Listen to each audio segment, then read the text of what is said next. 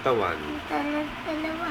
ng dahil Dahil sa aming pananampalataya sa patayan ay bigyan mo nawa ng ginawa ng kagalingan daligan ang mga ito. mga ito. Dalangin po namin, O O Diyos, Diyos, ang amin pong mga mahal sa buhay na nasa ibayong dagat,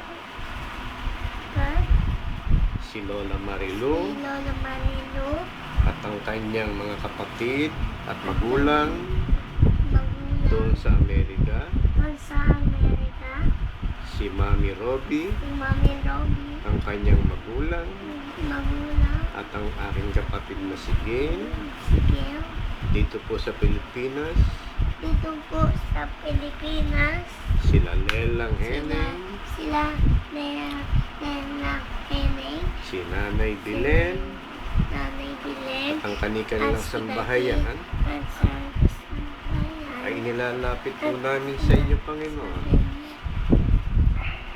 na magkaroon ng kagalingan ang kanilang mga karamdaman. Panginoon, ikaw po ang makapangyarihan sa lahat at nauunawaan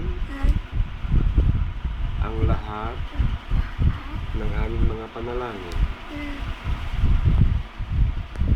Dinadalangin po namin sa inyo ang aming bayan, Ay, Mami. ang pamunuan,